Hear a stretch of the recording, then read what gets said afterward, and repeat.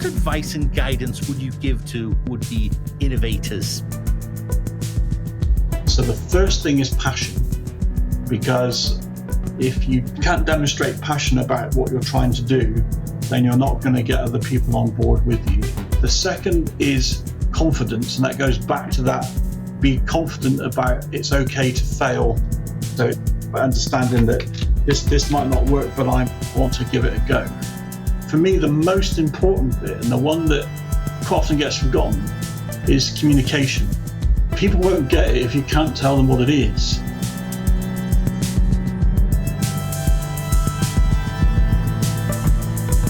Welcome to Innovated Podcast Series, sponsored by Innovator Solutions Limited. Welcome to the second episode of our podcast series. I'm your host, Dr. Carl Phillips. Today, I'm excited to welcome Tony White, who is here to discuss lifting the lid on innovation.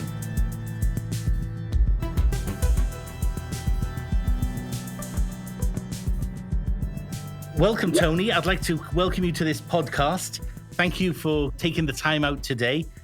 What do you think innovation is, and what's your understanding of innovation? I think it's the experience. That for me is probably the big word. It's the experience of solution finding to a problem, big or small.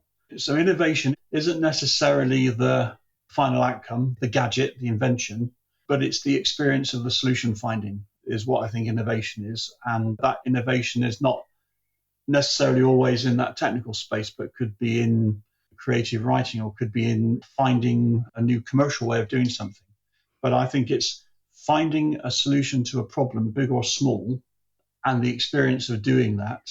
And the qualifier may be that hasn't been done before, or looking at things in a slightly alternative or different angle.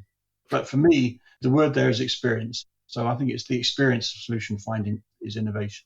I think you're right there. Too often, I think people focus on, like you said, the new gadget, the new end product. But it's the journey you go through. It's the mindset, the methods, the processes. It's the whole show, so to speak. It's not just the applause at the end. Exactly that. That's right. Absolutely that. If we saw films or books and just had the last page, that would be such an anticlimax because, you haven't gone through the experience of the book, the oohs, the ahs, and the tense moments and the excitement. And you're right. That's what makes, human experience is what we all live for, really. I think one of the things related to that, I suppose, is whether you see yourself as a perpetual innovator or whether you just had a great idea once. And I think most of us are perpetual innovators. We just don't know it. And you don't need to win a big prize or file a patent or do something big in order to innovate. I have a 7-year-old son, and I watch him with great joy as he innovates with different things he's making or building. So I think that innovation is very much around that experience of finding a solution to a problem. Strange you should say that, because I saw an article recently that children are so innovative because no one's taught them how to do things. They just make it up as they go along. But as they go into school, the innovation is almost driven out to them as they taught set methods. I see it in my teenagers as well. They aspire to be exactly the same as every other teenager to fit in. And almost the creativity spark has disappeared by that stage, which is a real shame. I completely agree. He uses the phrase crafting. So when I was a little boy, my mum would say, if you give him a battery, a couple of pieces of wire and a light bulb, he's happy. My son hasn't quite got that kind of electronic bug yet, but scissors, sticky tape, cardboard, he's on it. And I recently received a delivery from Amazon, and he was not interested at all in what was in the box. He just wanted the Amazon box. So off he trots with scissors and tape and come back about an hour later with a pirate ship made from this old Amazon box, which I thought was just fantastic. It is. For Christmas presents, we should be giving our kids empty boxes and sellotape and scissors. Well, safety scissors, of course. Yeah, absolutely. So really, at the end of the day, humans are such wonderful and amazing creations, as you already mentioned. What do you think the best innovations that we've designed, developed, and implemented for humanity are? I'm a space and sci-fi geek, so landing on the moon would be up there in my list. Hmm. I suppose, in a way, everything from the wheel to the space shuttle have all been examples of innovations for humanity. We've benefited from the space race with all kinds of stereo Tefal and all that kind of Hmm. non-stick frying pans and microcomputing technology. There's a whole raft of things that people could cite. I would be neglecting mentioning the COVID vaccine, which I guess in a way has been an amazing piece of innovation. Again, going back to that thing about experience of solution, finding a problem big or small, where not only did the guys have to work hard to innovate to find the technology, if you like, for the vaccine, but also innovate the acceptance process and trialing and all that other stuff. The kind Safety, of, yes. that kind of slightly transversal commercial stuff around how do we get this signed off and approved. So it works is great. That's one thing, but how do we get it adopted and brought in? And so innovation happened on multiple levels. In a way, for me, in recent times, the COVID vaccine has been a great example of that innovation for humanity. But I suppose in the last 50 years or so, we've had a whole plethora of things. You could argue the internet is great innovation. I'm sitting here almost reminiscing to when I was a young teenager looking at my Apple II computer at school. This is amazing, and I remember building my ZX81 and thinking this is it. You couldn't possibly imagine how we could go from that to where we are now in a lifetime. So for me, it's multiple levels. I guess for consistency, the COVID vaccine probably up there if I had to name one. Definitely. It's been a world changer for us. And really, I think it's shown what humans can do if they really put their heart and their soul into things. It's unbelievable, really. I suppose in a way, more than the space race or the internet or any of that other stuff, really, it was truly humanity on a global scale too. It was a true international effort, lots of things going on, because it's a world problem that needed that worldwide innovation. It did. Today, I'm trying to lift the lid on innovation. Why do you think it's so hard and difficult and problematic to do when I think we all know at the end of the day what good looks like when we see it? Why is it so hard for us to innovate? I have a feeling, and it's related a little bit to how it all works, which is most ideas, inventions, innovations don't work. So we're in a world where failure is not good. So convincing someone to fund you for an innovation that may not work, difficult. Everyone's got their 10 minutes of fame, and social media is there, which allows you to make your face around the world so you can be known as the guy with failing things. So if you take a look at Sinclair C5 as an example of failed innovation, and Sir Clive went from being a highly respected inventor to someone with very much egg on his face with the C5. So I think it's one of those things where perhaps it's political but almost social. It's this thing about you're either the wacky guy in the corner who makes weird things. I quite often jokingly get called the nerd or the geek.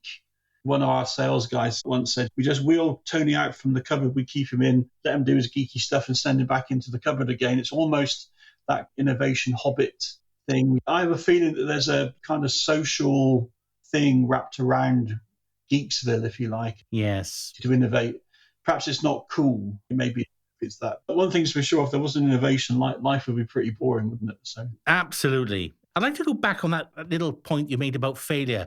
And I think you're so right in a way. Businesses don't like to kind of fund failures. But I believe failure is how you learn to get better. When you see a book on a shelf or a record in a store or a music video or something like this, they didn't go into the studio and write it and get right first time, where so many businesses think you can do it right first time. These things are developed over time, practice, prototype. As you know from your shows, you can't just rock up on the show and just give a fantastic performance. It takes a lot of planning. It takes a lot of preparation and prototyping to get it right. Why don't we kind of understand? Well, I think we do understand it, but why don't we learn from it? I think in a way it's driven by money, driven by investment, and driven by a need to see results. I'm an avid watcher of Dragon's Den. They obviously edit the TV for good viewing. I'm pretty certain that they get more duff applicants than they do successful ones, because that's how life is. When they show a duff one, invariably what they say is either, I don't think this is a business, or I don't see how this can work, or even this is a rubbish idea. And I think there's something in there about the need for seeing a return on your investment, i.e. that thing about it working first time. Yes. All innovations almost certainly aren't going to make it through the field. There is something also about innovator. This is a point for later, but it is about knowing when to give up. When that duff idea really is a duff idea, you kind of need to hang it up and move on to the next. You need to learn from it and then, like you said, move on. What's the best innovation project or product or service or partnership you've been involved with or helped with to drive things forward? And why is that? For the last couple of years, I've been working on, and increasingly with more acceptance, I guess, in a field. Well, I ought to say that we're doing some work on wearable electronics for soldiers. I work in defense, so we're doing some wearable electronics for soldiers, and we've developed a small wearable computer. So that's the product that we've got, and that's running. And on the back of that, in my role as Chief Technology Officer, I've been looking at wearable technologies which we could then use with our wearable computer to enhance the capability of the soldier. And I found myself quite heavily involved with a field of work called brain-computer interfacing, which is essentially allowing me to measure the brain waves of a soldier and give indication of his well-being or stress levels or engagement and so on, getting a feel for their cognitive load or cognitive burden, and then working with a neuroscientist to implement training to help the soldier understand that cognitive load and burden and to employ some techniques to reduce the load and burden. So in essence, a complete feedback loop of I'm monitoring how stressed the soldier is, and then I'm giving him some training to help him reduce that stress and cognitive burden so he can go about doing his day job. Wow. That's very exciting, and is certainly at the what we might call the cutting edge of the current thinking in soldier wearables.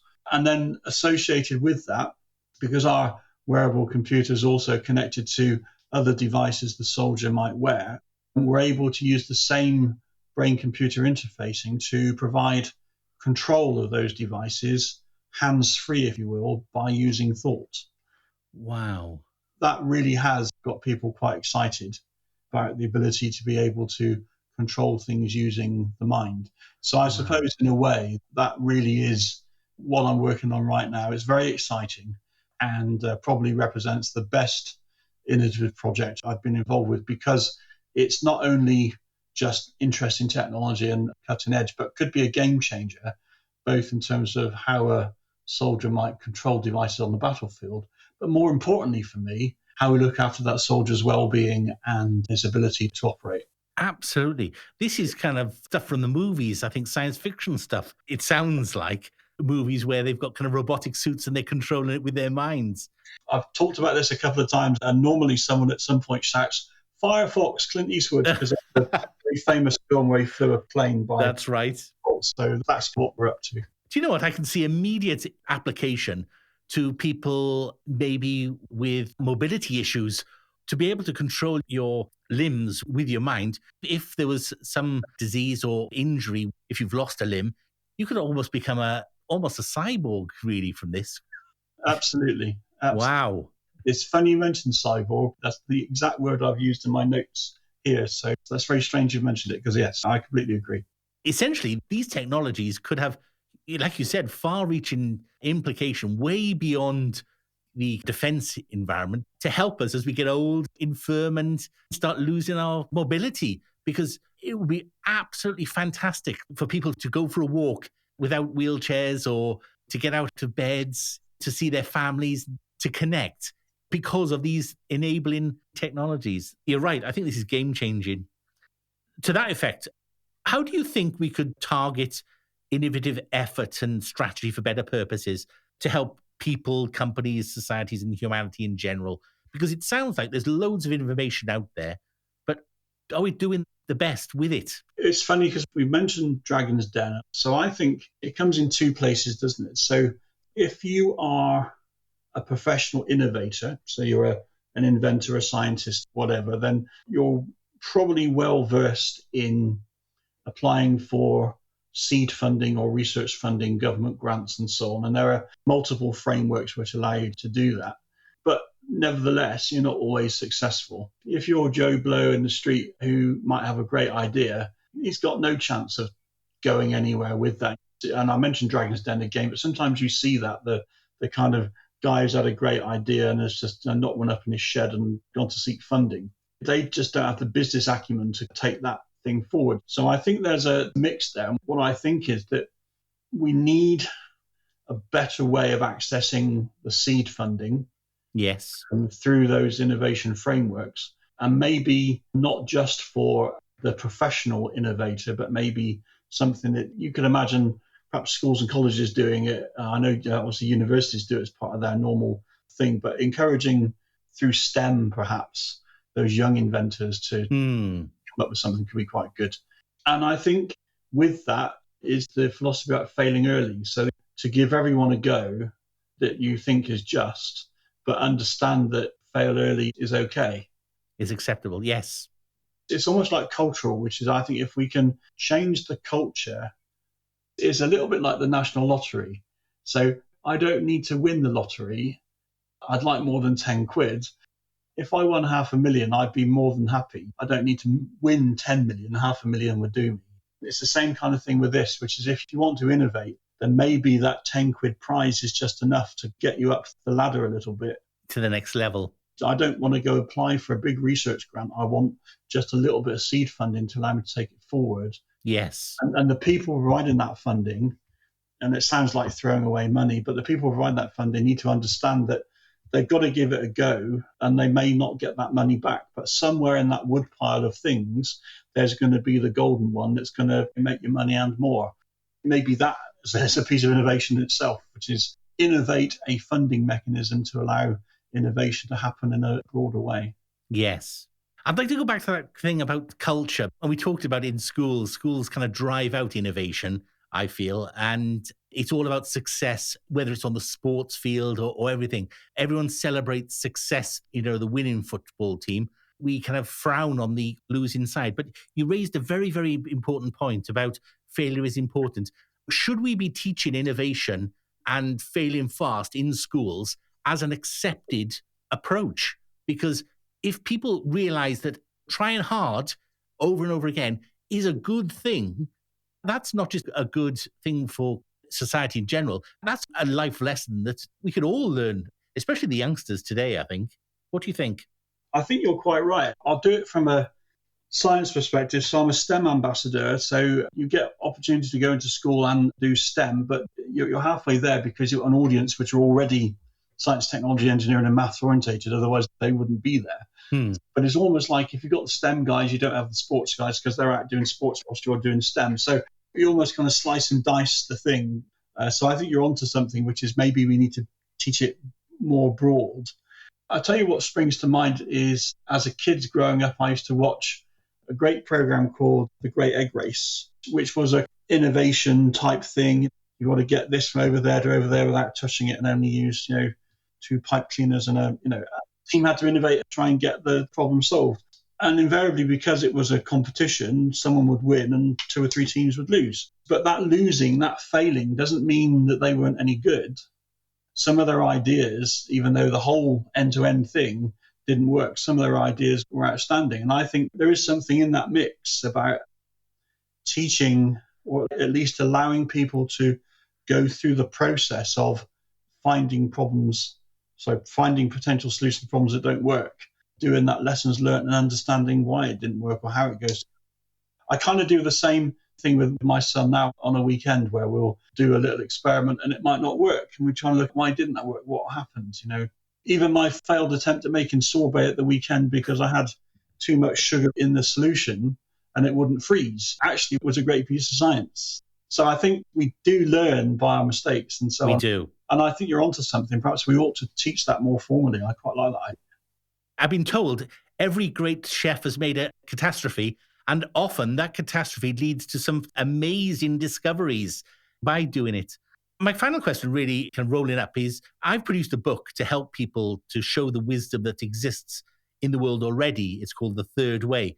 What advice and guidance would you give to would-be innovators? So the first thing is passion, because if you can't demonstrate passion about what you're trying to do, then you're not going to get other people on board with you. The second is confidence, and that goes back to that: be confident about it's okay to fail. So understanding that this might not work, but I want to give it a go. For me, the most important bit, and the one that quite often gets forgotten, is communication. People won't get it if you can't tell them what it is. I did my degree with the OU, and there's an OU module, and it's called Communicating in Technology. And I thought, this is me, this is brilliant. This is all about comms and technology for comms. Actually, it was a module about how you communicate technology. When I first started, this isn't what I thought it was going to be. This is going to be boring. Actually, it's the best thing I did, because it really does get to that point. If you can't communicate your idea and communicate the innovation in a way that your audience is going to understand, then you've kind of lost it. So for me, Correct. My advice would be make sure that you don't have to be a great orator, you don't have to be a great author, but you just need to be able to communicate it in a way that people can understand. Thank you very much for your time today, Tony. That was insightful into helping me lift the lid on innovation. You mentioned passion, confidence, and communication, but are there any other key takeaways or areas that you'd like to summarize in terms of what people should remember going forward? If you're a business and you're trying to foster innovation, then you need to be able to do that in an open way. Having closed corridors and offices is all very good. And maybe the home working that we talked about with COVID takes us down this route, but having a more open forum. So we've just launched having a virtual water cooler. You know, if you're in the office, you cluster around the water cooler, the kitchen, you have a 5-minute chat whilst the kettle's boiling, and all of a sudden you've sparked an idea, or you've sparked a bit of a conversation. Yes. So we've now set up virtual water coolers every week where anyone's free to log on, no ideas canned, and we get a chance to talk about all kinds of stuff. And we have an open repository for our people to post ideas. Yes. That ideas box that people used to have, you used to fold up your bit of cardboard or your bit of card and stick it in and hope that someone read it at some point. Doing that is kind of where we are. I think there's something there about fostering innovation and making sure that people can access the framework that you put together to allow that innovation to take place is really important. And I would probably say you just have to give it a go. You know, you shouldn't be frightened about coming up with an idea and putting it forward. Correct. Often, it's not the first idea that succeeds. It's that collaboration, the teaming, and we mentioned it, all the support infrastructure that then propels it into orbit. Things need to be developed over time to kind of get to where they need to get to. Plants and trees don't grow overnight. They take time and nurturing and in the right environment. And I think you're so right. You mentioned your book, which sounds fascinating. I'm going to start exploring what individuals can do. It's not at the board level that often innovation happens. It often happens, like you mentioned, at the grassroots level. The water cooler, over coffee, that ad hoc kind of discussions that we have. And I want to try and make people aware of the power that they've got if they channel it, as you mentioned, in the right way and start to kind of move it forward. I'll leave the audience to watch out for further developments. If I tell you everything, that'll spoil the end of the book, so to speak. Absolutely. There's plenty more to come, I can assure you. Thank you again for your time. It's my pleasure. Look after yourself.